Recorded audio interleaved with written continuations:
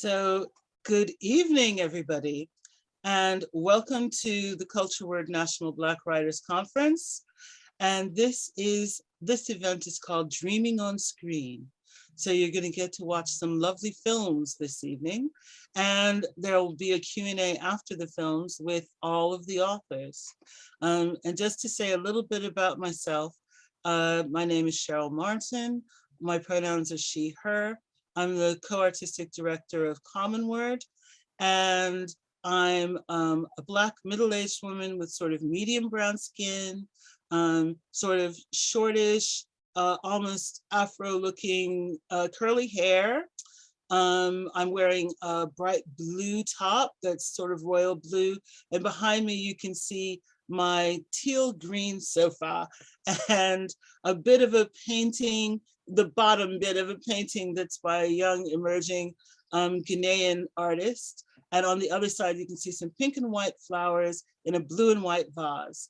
And did I say I was medium brown? Also, I have a very full face because I'm a full-figured gal, as they say euphemistically back in the States where I was originally from.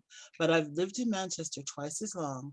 And to tell you a little bit about this year's conference, 2021 conference, our theme is We Want to Dream. And that's riffing a bit on Martin Luther King's famous I Have a Dream.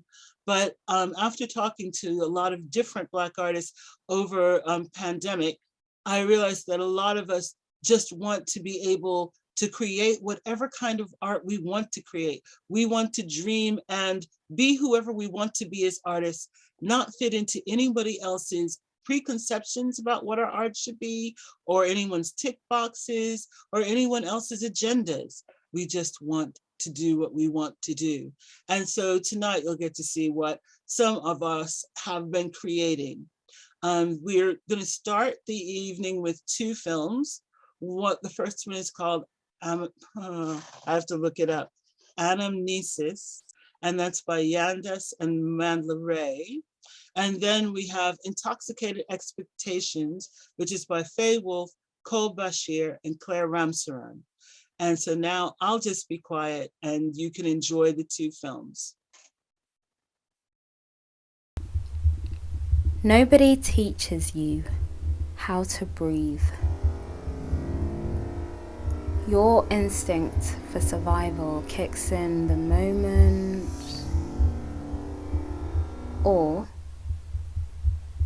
your body's instinct for survival kicks in the moment you are born, bloody, beastly, weeping, screaming. Everything else is learned. So why do you speak as if beast and man are not one and the same?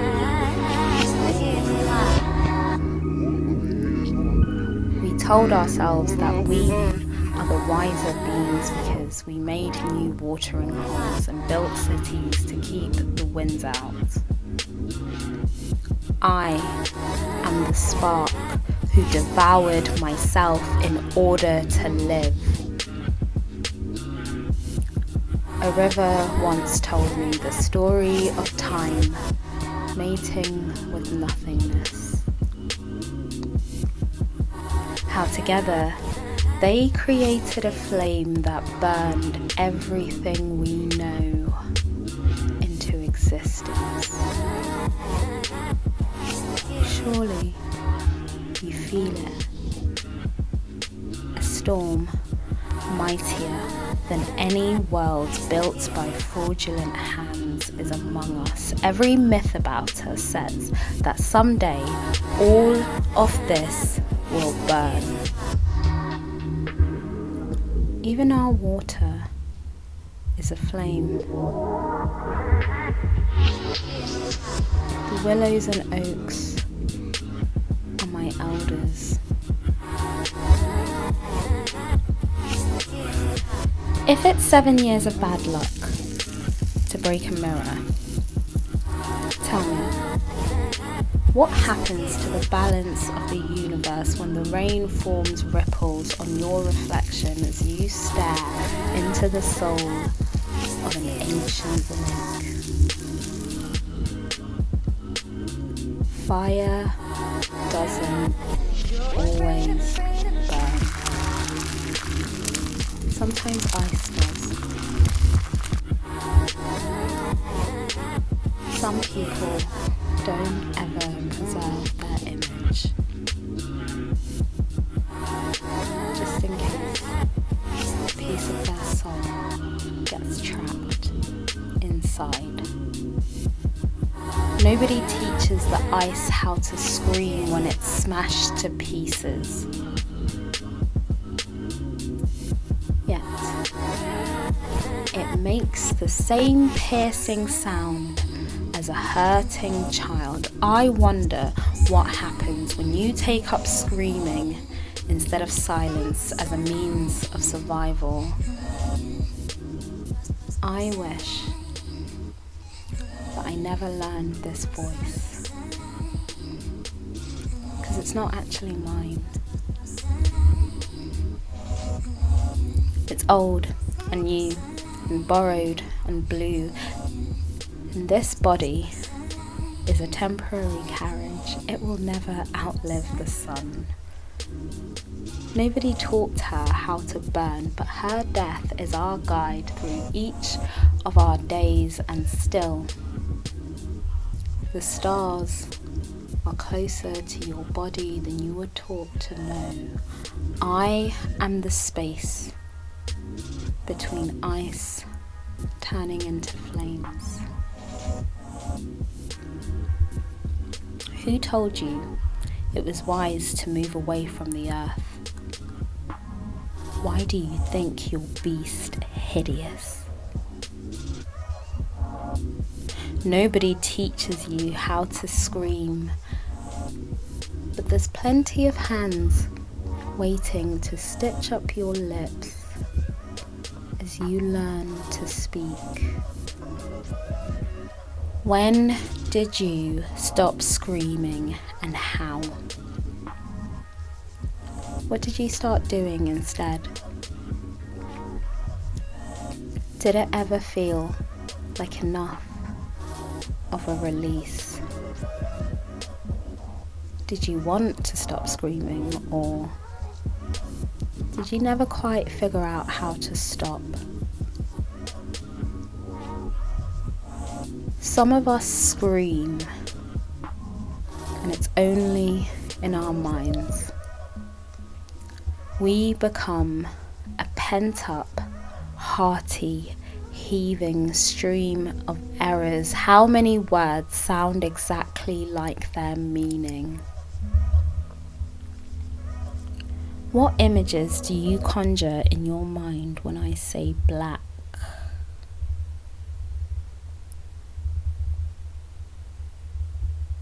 And why is it not the state of the universe before creation?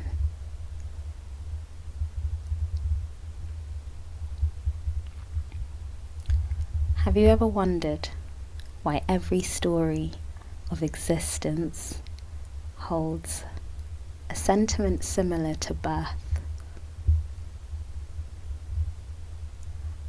I am the wind that forces the trees to dance.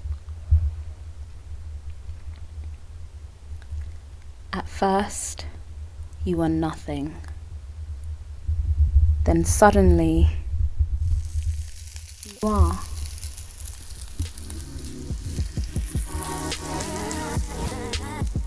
Scream.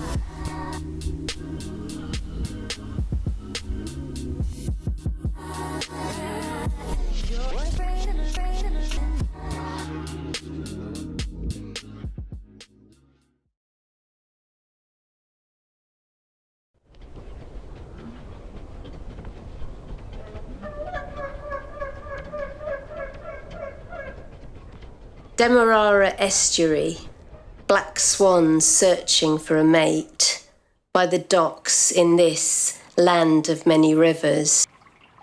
Like water, you become my container.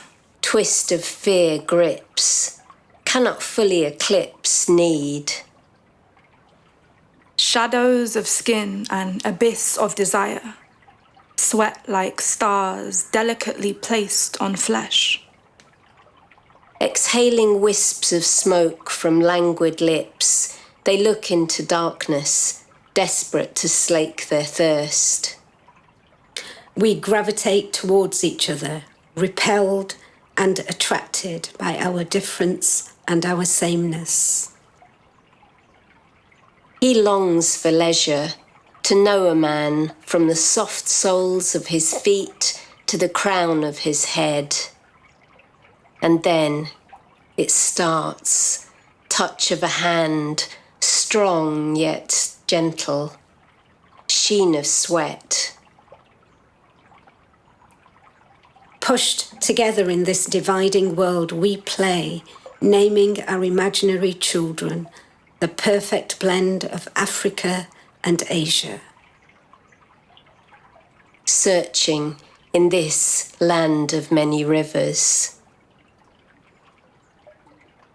Oceans divide her from her continent and its dark discontents. Hands of goddesses summoned from ancestors, strong and soft.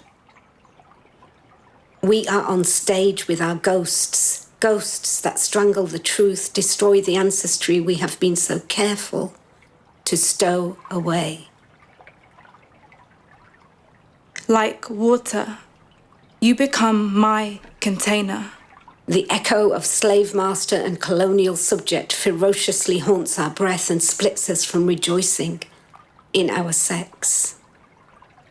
I empty myself of the galaxies within, pour starlight along your night dark rim, only for you to fill me.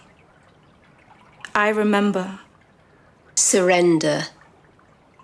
Tender words draped in lust. Completeness. Intoxicated expectations.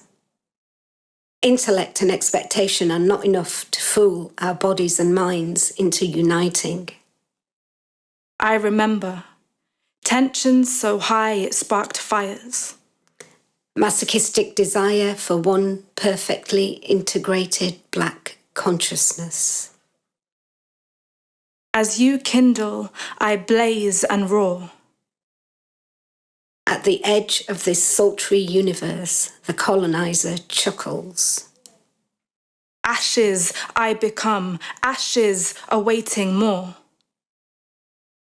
Fragments of memory tie knots deep into me. Memory is made in vivacious throes, hips on hips, lips on lips. Our salve, we think, is each other. Even our expectations are intoxicated by the musk of promise. Your love letters still reside in my skin. But the body remains puzzled by the map drawn.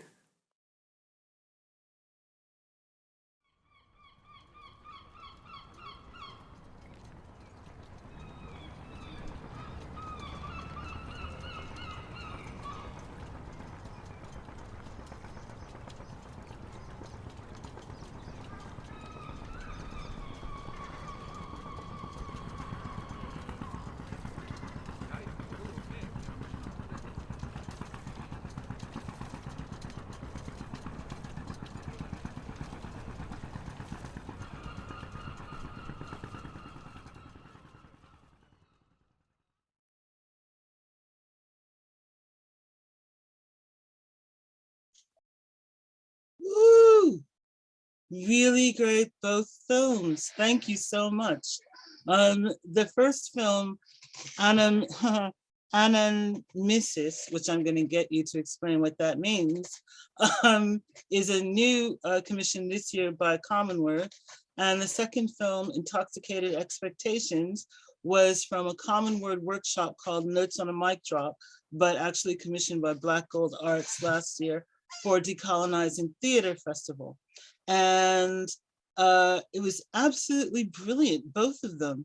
So I'm going to introduce, if all of the authors and dancers and writers could turn your what do you call it, your video back on. Thank you.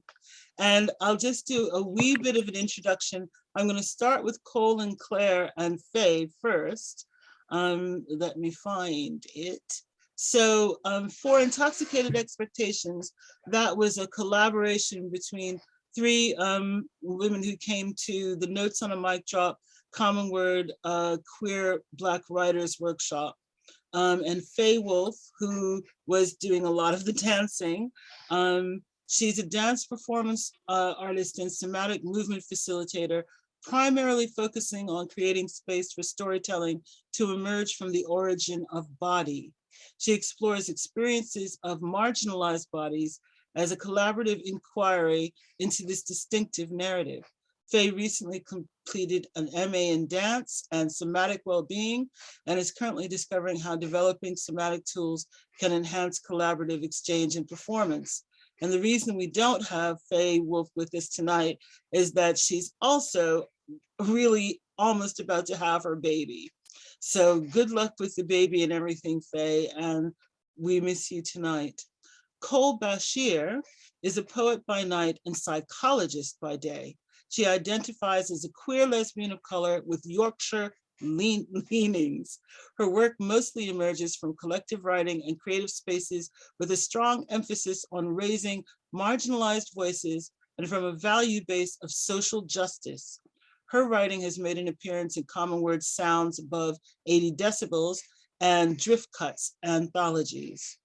Claire Ramsaran is a proud member of Common Word and Vona Voices Writing Community, and Vona, V-O-N-A, Voices Writing Communities, and has an MA in creative writing. A writer of Indo-Guyanese Irish heritage, she is working on a novel about two Indo-Caribbean brothers who joined other immigrants in 1950s London in the pursuit of love, of the interracial and queer varieties, and justice. She has worked in human rights education and in various tech roles for the Mayor of London, Ken, not Boris, in Silicon Valley, and now in Manchester. Her creative writing has been published in anthologies and journals in Europe and the US. And for those, that was all Intoxicated Expectations, which is the second film. And the authors of the first film, Anamnesis,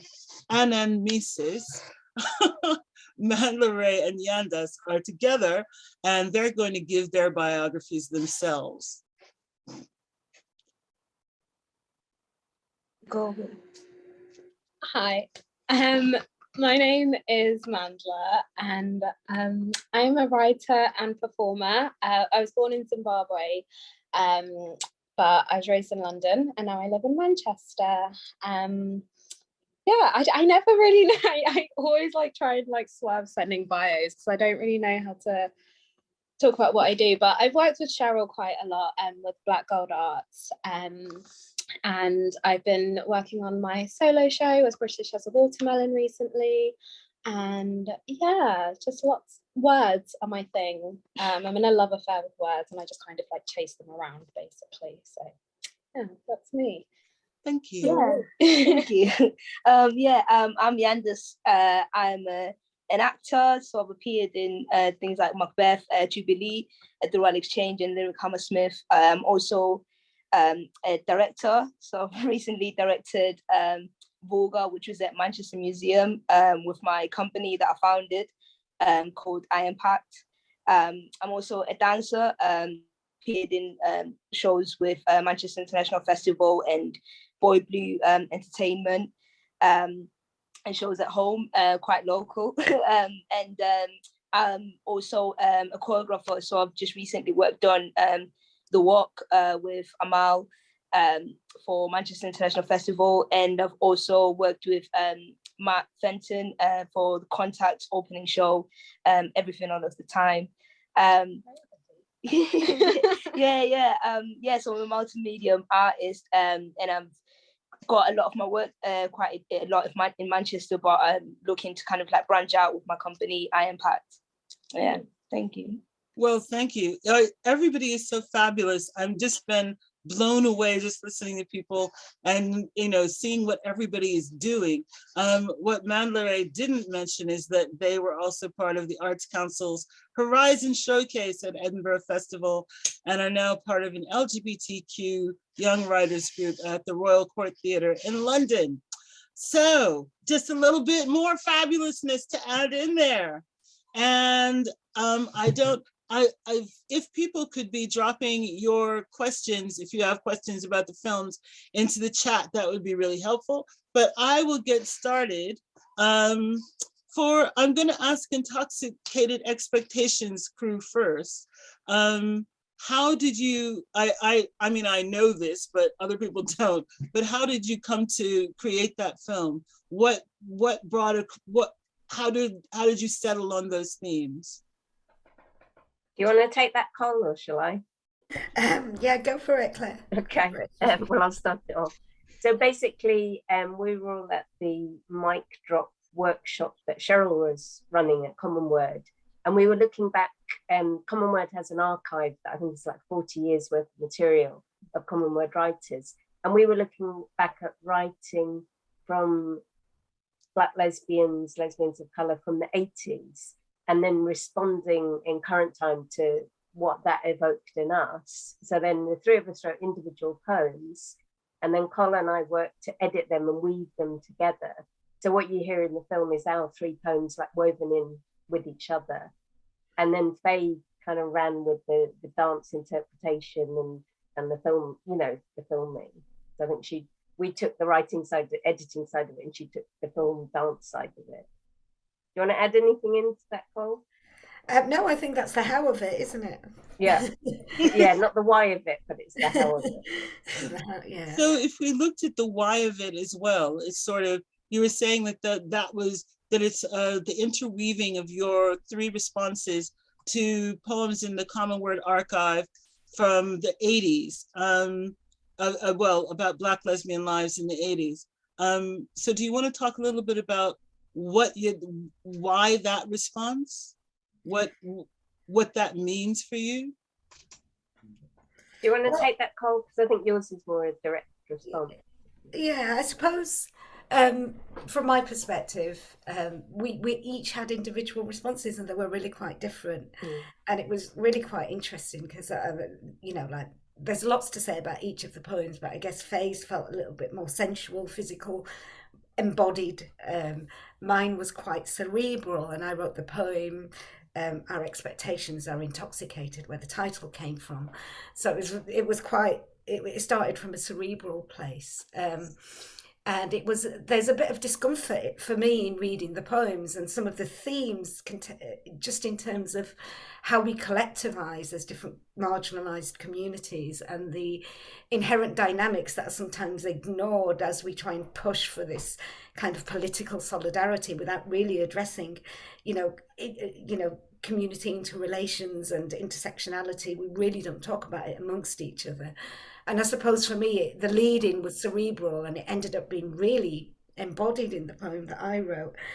And for me, Claire's poem was much more expansive, and it was much more bringing in more directly specific examples of colonization and the impact and specific story around that. So I guess the why was, it felt like a wide response to something that was fairly simple, which was about two people writing a poem about each other, and they loved each other. But the tropes that were in there that were, I thought, unquestioned, really were uncomfortable for me, hence the intoxicated expectations and the references to this kind of idealized, integrated Black consciousness that we can all share in a politically Black kind of way, where I think that things are different, and then the discourses have moved on, the conversations have moved on. So it was interesting, and also interesting to do it in a physical, three-dimensional way, because with words sometimes it's quite different. So yeah, sorry, I'm going on.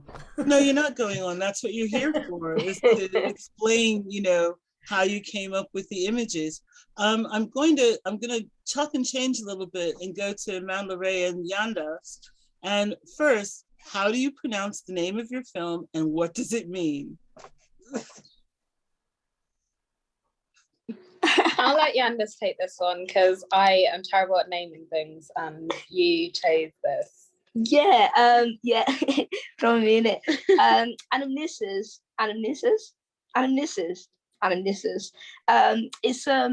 It's kind of like a recollection of like memories or like a past life. It feels like deja vu, like what feels like deja vu, and what feels like, I guess, something that you're like remembering, but it feels, I don't know, it feels more enlightened in the remembrance of it. Do you know what I mean?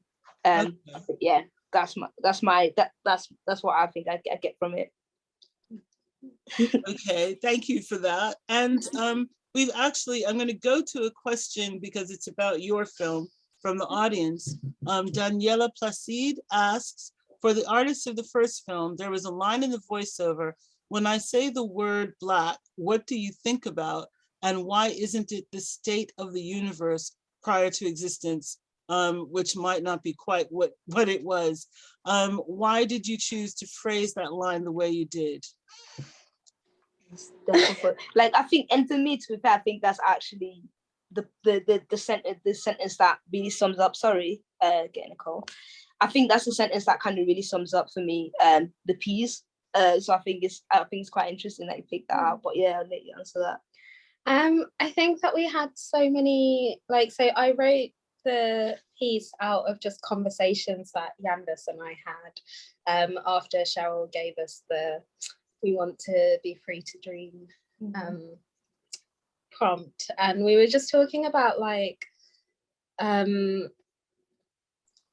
we started looking at this creation myth from Southern Africa, from this book I have, and it talks about like the beginning, the creation of the universe, and that myth is sort of like very similar to the Big Bang in the way that it talks about how everything came to exist. And I think we talked a lot about how it feels to kind of walk into spaces while Black and as artists as well, and kind of, yeah, I think I don't know, I wanted to give that pause of kind of like, when you hear the word Black, like, what do you think about? And yeah, the kind of the state of the universe before anything came into existence, everything was Blackness because there was nothing. And I think that's, I don't know, yeah.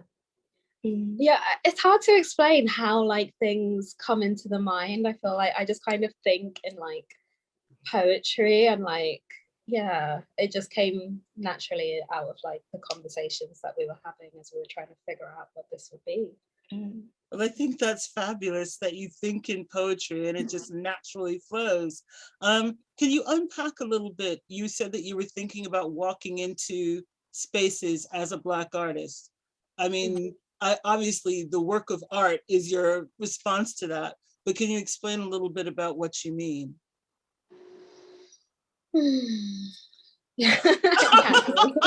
Big sigh. Okay. No, I think for me anyway, I feel like because there's a line where I say, I wish I'd never learned this voice, it's not actually mine, it's old, new, borrowedly, and kind of like this idea of like respectability politics, I guess, and kind of being expected or feeling like I have to play into it in order to kind of not be seen as like an angry Black person. We know what that can be like, and kind of like, I don't know, yeah, I feel like obviously I sound like this because I grew up here, but also like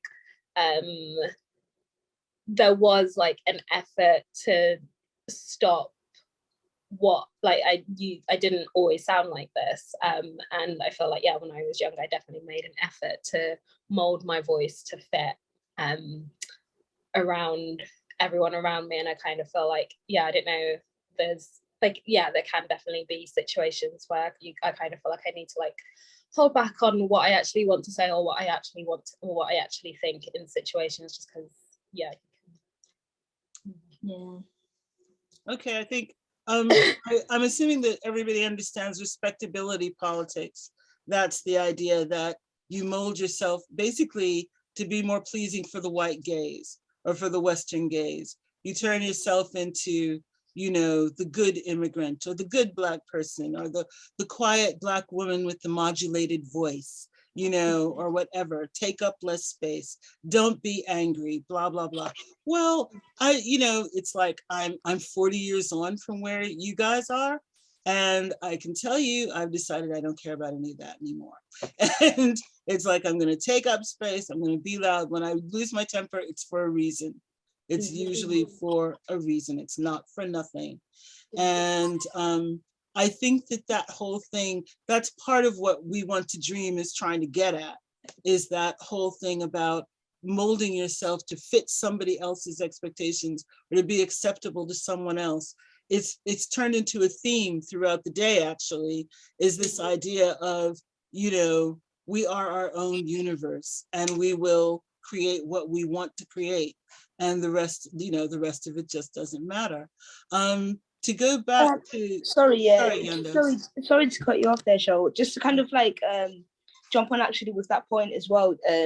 Thinking about the story that like also kind of was inspiration for this, and I think you kind of touched upon it, but I think breaking it down is like basically what it says about is that the moment that, and correct me if I'm wrong, the way that the world, or the way that in this Zulu sort of myth, in the Zulu myth, the understanding is that the world was created by this fire essentially eating itself to create the Big Bang. So it had to like almost consume itself to create the bit. And I think obviously you can explain it a bit more, but I think for me it's the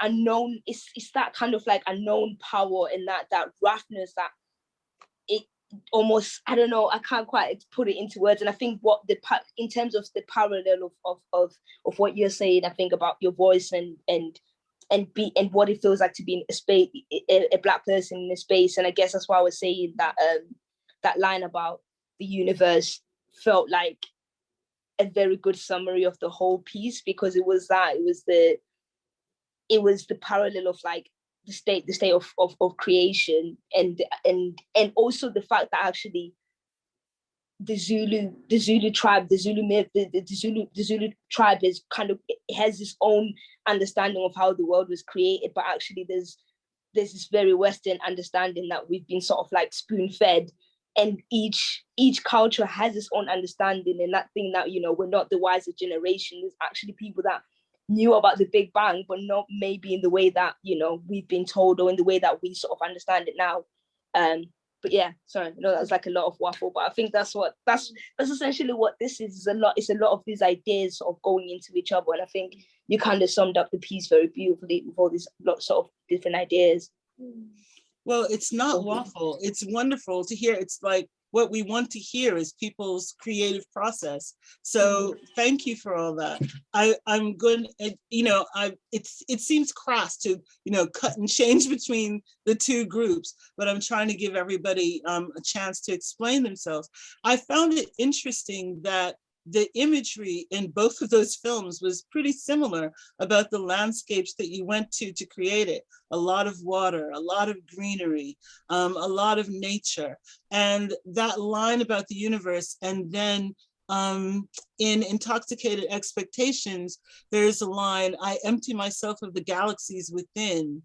And I just want, whose line was that? That was actually Faye's. Yeah, oh, that was Faye's line. Okay.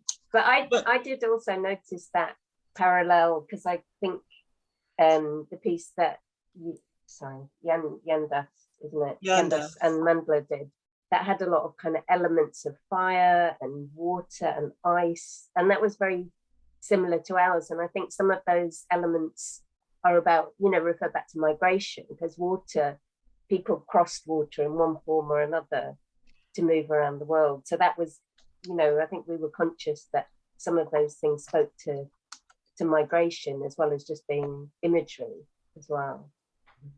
Yeah, I think it's interesting. I found the visual imagery and how close they were really fascinating. And I don't know, I just put my pronouns in just to say I think mandlas are they. And Yandass, what are your pronouns? So Mana, her, she, him, they. I don't mind. Manda's just Manda. I'm a bit awkward, Cheryl. I just use mandla in place of pronouns. Okay, all right. Pronouns don't exist. Gendered pronouns actually don't exist in our first language. We are both Zimbabwean and Ndebele. And so, yeah, it feels like, I don't know, yeah. I like thought, yeah, there was something that I wrote a while ago, I'm rambling, but yeah, there was something I wrote a while ago and I was writing about how like I only use they, them pronouns because I speak English, and then I was like, wait, why? Okay, I will try and remember that. So I've got another question in the Q&A. Would you say the truth that you live every day is derived from cross-cultural, cross-era similarities in myth, spirituality, belief systems? I guess that would be for both groups. I'm going to go to Cole and Claire first, because I think it's not as, I don't think it's as foregrounded in their film as yours, but I think it's still there. I see it's mainly for Yandass and Mandla, but I actually think it goes to both. Cole and Claire, would you like to answer that first? Oh, I wouldn't know where to start. Have you got any thoughts, Claire? I have some thoughts. They're probably somewhat tangential, but go and be, do it. Kind of, I think that one of the things that we talked about was in our earlier socialization within our family and cultural environments, that there were a lot of different references to ancestors and how we paid homage to those ancestors.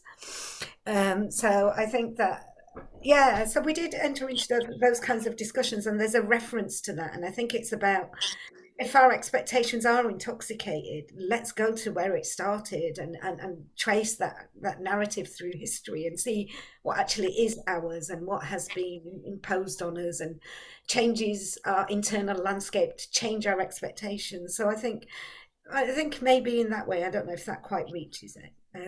What were you thinking, Claire? Well, I was thinking a couple of things. I suppose, again, thinking about different people who've migrated or whose families and ancestors have migrated to this country and why, is sometimes there's a sort of a truncated relationship with, the cross-era myth, spirituality, beliefs. So on my kind of Asian side, those would have been indentured laborers, and you don't keep your history. Like, I don't know what part of India they were from because they wouldn't have been literate and the British didn't write it down.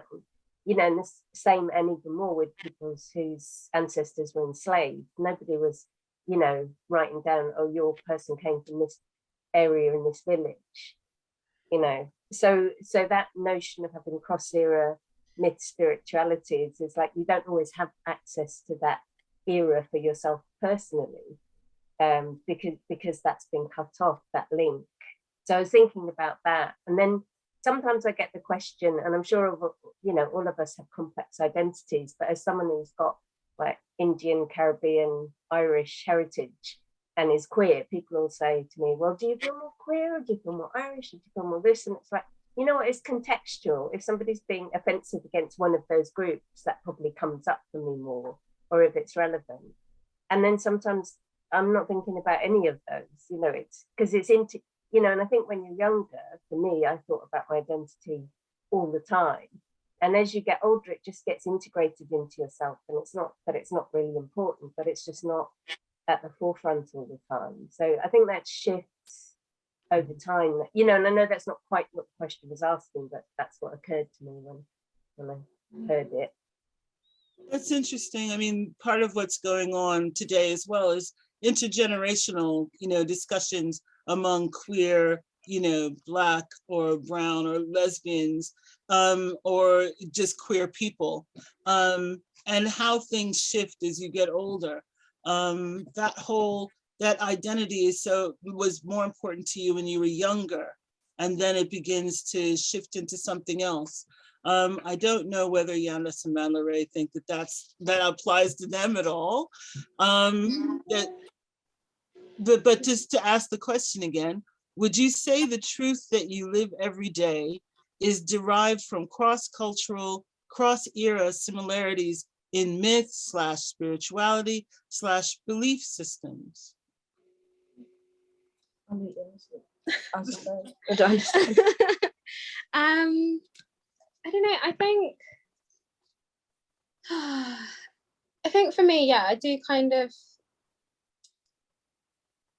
feel like I don't know, sometimes it does feel like you need to like pick your intersection, I guess. And like, I don't know, like I spend a lot of time in queer spaces, but that means that I'm around, you know, I get to be around a lot of queer people, and for the most part, I'm generally around a lot of white people, which more so when I was like early on in like my coming out, and I feel like that's starting to change as I'm now getting older, I guess. And I think that there's definitely been I don't know, like a shift, I guess, in I don't know, I guess like how I see, or like this kind of idea of like creating the self, like I'm like obsessed with this name of the story that we were talking about is called the sacred story of the tree of life, the self created. And I love this idea of the self as something that is created within and is in a constant state of creation, I guess.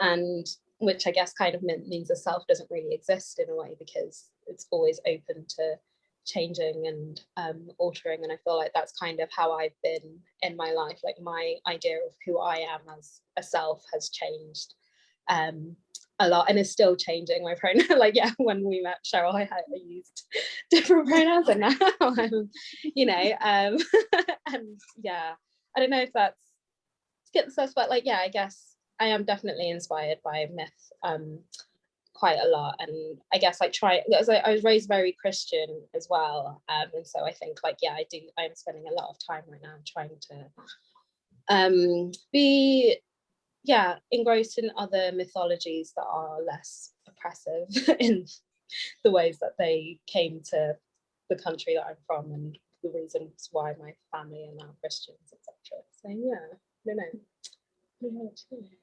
Yeah, nah. I think I'm not that clever, so I'm still trying to decipher the question. If it does, I'm still trying to decipher the question. So sorry, can you just ask it again, please? Would you say the truth that you live every day is derived from cross-cultural, cross-era similarities in myth, spirituality, or belief systems? It sort of seems to, well, go ahead. Interpret that. Wait, no, say it, because I'm trying to just go on. It seems that to me, I might be wrong, Daniela Placide, if you want to correct me, but it seems it's asking, do you think that your everyday life now is sort of being formed by all this old stuff, you know, belief systems from the ancestors, the old myths, you know, Christianity itself? Is that what's forming your everyday reality? Or are you breaking away from that, I guess? Okay. Yeah, no, I get you. Thank you. That's a hard one, because I think like you're saying, it is constantly changing. It's hard for me to sort of break away from it, because of how, I think oppressive is a good word, of how kind of ingrained and it's sort of like I guess I grew up Christian. I also grew up like with a lot of understanding of like my culture and my tribe and like certain rituals and certain superstitions and like certain things that become very ingrained in like your early ages, that it becomes very hard to go away from it, even though like you're saying, you know, it's, I don't know, especially kind of that kind of rebellious sort of spirit of like in UK that you sort of feel sometimes, where you sort of come and you're like, actually, I'm gonna sort of break away from it, and then afterwards you're like, actually, I just want to go and eat, you know, sadza, like, which is like, you know, I just miss the food, I just miss my grandma, like, you know, giving me the the proper medicine. Like, do you know what I'm saying? Like all of that. I don't know. It's so I think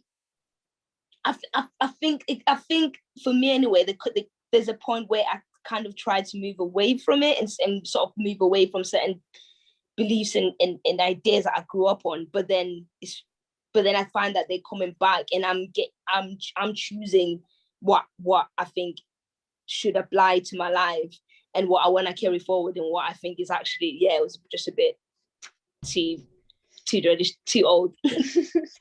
Well, I mean, thank you both and thank all four of you for going into what was a pretty tough question, actually. Daniela does correct what I said. She says, essentially, I mean, instead of focusing on the differences between different religions or myths, etc., do the things that run similar throughout all of them inform your worldview? The part of the film that said all myths talk about the end of this world realm. So that's what she was actually getting at. I think says, I like your words a lot, thank you. And Beverly says that Yandass should not say that you're not clever. You're extremely clever, and all of you are.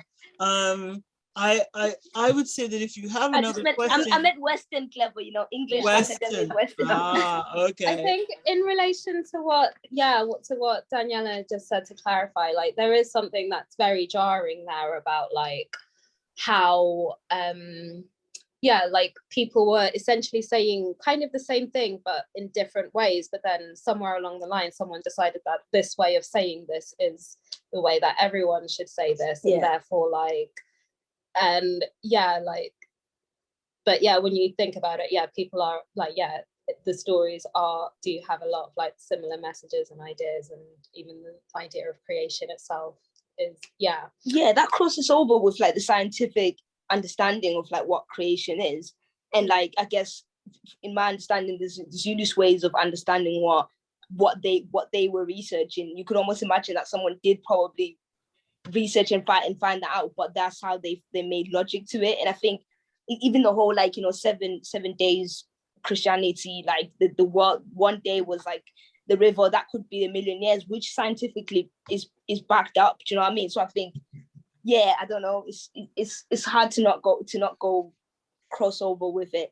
And I think from the creative point of how we sort of like made the film, I guess as well. For me, it was like the whole message was essentially like, what are you at your core? And don't you just realize that you're essentially the same as like, what nature is, what the world is? Do you not realize that at your core, besides all of these learned things, what you are is that scream, is that initial, is that and I think then in terms of like shooting it, I remember sort of saying like, because I've never sort of edited, and I don't really filmmake. I've worked a lot of filmmakers, but I've never like sat there and been like, I'm gonna actually think. And I was like, it feels like I don't want to run away from the words, and I want you to hear the words. And sometimes I feel like having so much dancing, like how do you dance? And like the line about the world being the state of the world, and about the black and that being the state of the world. I was like, how do you dance that? Like truthfully, like without taking away the weight of what the words really mean, and just giving a moment for the words to land. Do you know what I mean? And I think sort of coming from a creative point, I was like, there's some things where it doesn't feel like we need dance all of the time, and some things where I guess we can find different images that can express what we're trying to say. And essentially it's called, that's why I think we use a lot of like nature shots as well, and like just us being us and just living, I guess, if that makes sense. It does. It's interesting you're talking about finding a way for the dance to fit the words. If I can, I know it's really jarring to just go from all this, these are big things that you're talking about, but we've only got a little time to talk about them unfortunately. I'm going back to Cole and Claire and Intoxicated Expectations. So that thing that Yandass was just talking about, finding a way, for the dance to fit the words. I know that Faye's not here, but how did you find that when you were making your film? I mean, I was thinking about that, and as Yandass was speaking, and I think to my mind, there are, like, we have the 3 poems, and then the dance is almost like another track over that, because there were certain things that you can't necessarily explain with words or express with words. And the dance, I felt that the dance was more impressionistic, if it gave the feeling of what we were saying, and it often wasn't literal. And I felt that with Yandass's dance as well, that added another layer to the poem. I didn't feel like it was illustrating the poem, I just felt it was enhancing it. So I felt that both of them, it was just another level of communication, which I thought worked well. No, I think that's a great. Sorry. I was just going to say, I think there was something about the setting as well for us, because it's a setting that's often, you know, you roll your eyes when you go around Chiltern Water Park, because it can be a bit full and not the kind of people that you want to kind of like chill out around. So it was almost about kind of colonizing a space ourselves, almost reclaiming a space and doing what we want in it, doing the unconventional in it, almost turning it upside down in some ways. So yeah, so there was that, and Faye's interpretation was, you know, I loved the way actually that she moved in from the sensual to the bigger dynamics that we were talking about, and going, you know, back to what you guys were saying about how you get to that kind of whatever it is, that authentic you know, the layers that you have to kind of travel through in order to get to the galaxy of you, wherever that is, requires us to unpick, doesn't it? It requires us to unpick our learning and where it's come from and question it. And so what we end up with is something that is transcultural, temporal, if you like, in some ways, because we're speaking, I mean, certainly myself and Claire were working with somebody who was of a different generation, who brought a very different perspective to it. And unfortunately, I think just the kind of pandemic lockdown stuff made it difficult for us to actually converse a bit more, because I think that would have been a really useful thing to do, as well, to actually think about what it brought up to actually come together, to put these quite different ideas together. Well, I mean, that opens up to, you know, the space to talk about the future. And what I'm hoping is in the future, when we do these conferences every other year. This one was delayed by the pandemic for a year, and we kept it all virtual because the virus is still running riot. And, you know, we want to try and keep people safe. But hopefully in 2023, we'll be back in person, and we can have, you know, these discussions sort of face to face, up close and personal.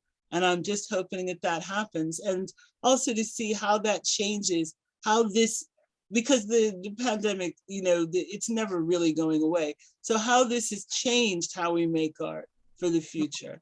And on that note, I'm going to have to stop, because we've already gone for an hour and we still haven't shown the other films. But first I want to say thank you to all our artists who are here with us today.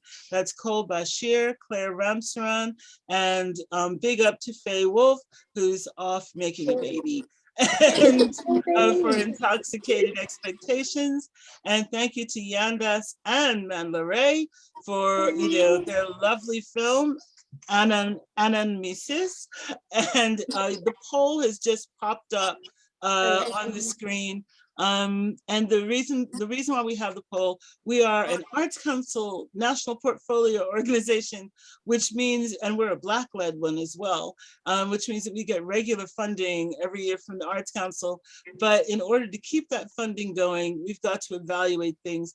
And so it's 3 really short little things for you to answer that will really help us with our evaluation. And thank you so much for that. And thank you to the Arts Council for funding us. We really, as well as Esme Fairbairn and a lot of other people, and the, you know, Heritage Lottery, all sorts. Okay, and but I'm going to, you know, right now, again, thank you, Cole and Claire and Yandass and Mandla, and for the wonderful films, which were brilliant. So happy to see those. These films will be available on our website later, and as well as this recording, we've been recording this obviously only the panelists. And all of this is going to go onto the website later, and hopefully you can tell many more people to come see it. Right now, we also had a competition for people to create short 2-minute films that either began with "We Want to Dream" or end with the words "We want to dream." And we're going to show 6 of those right now. And so if you don't have any more time, those will also be on the website eventually. And we're going to announce the winner at 6 o'clock tomorrow. But for now, sit back and enjoy some more lovely films, because I think they're great as well. Thanks again, you guys. And sit back, enjoy the films. Thank you to you too, to all of you.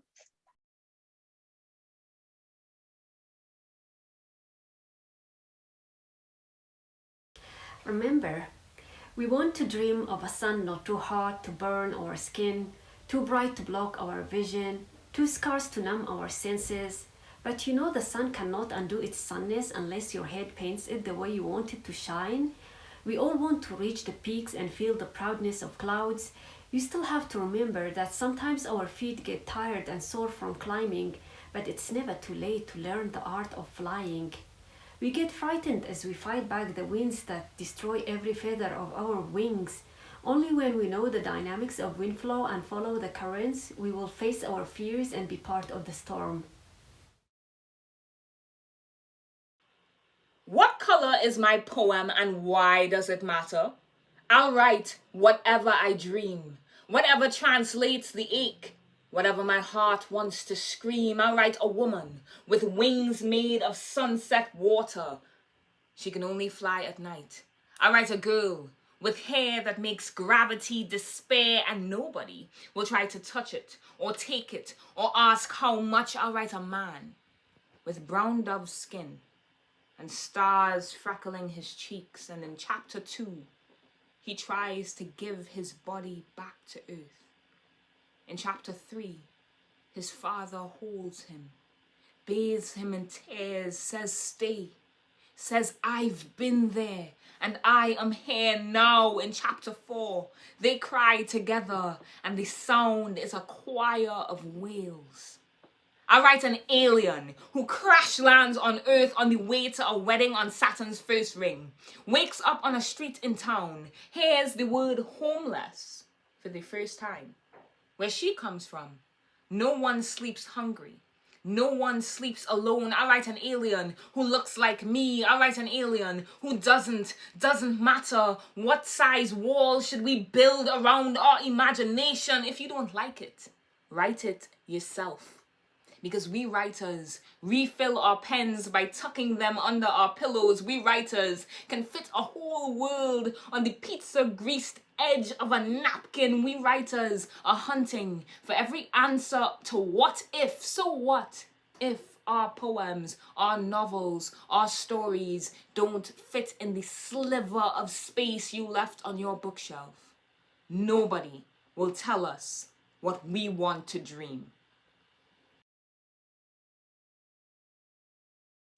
When we close our eyes, may we not be afraid of darkness, the black that they try to shut out even with eyes closed.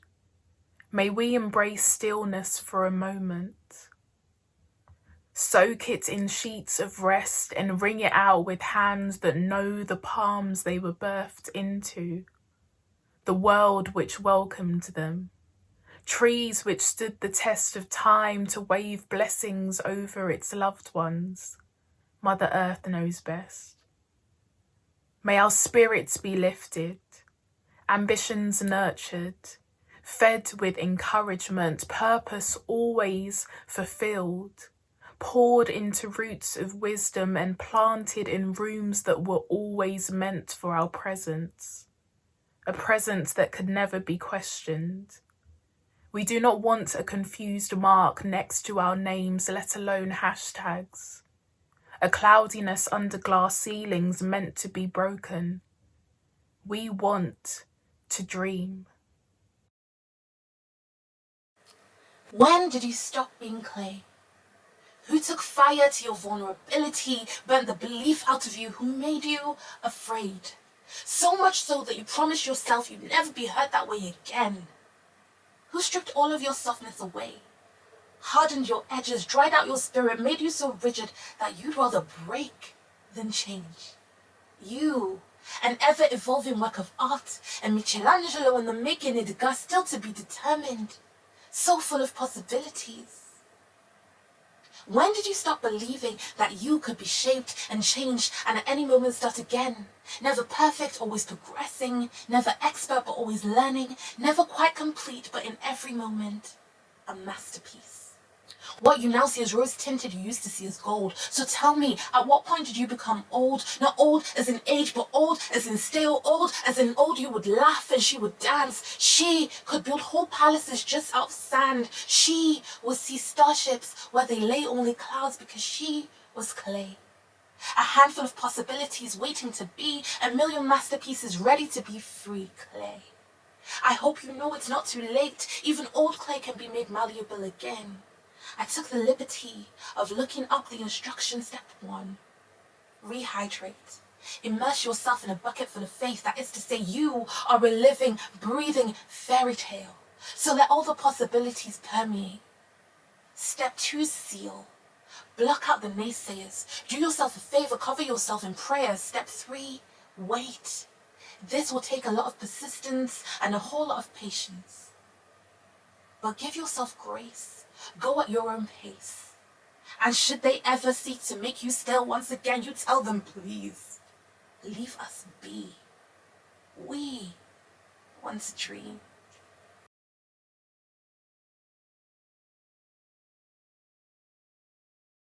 We want to dream out nostalgia, but the past forces itself on the future, like spiked synapses. Girls snatched by men and crammed into Ubers, we black out into wine and white powder, find new vices to quit and new lovers to mourn over. We chase pleasure to pause disaster.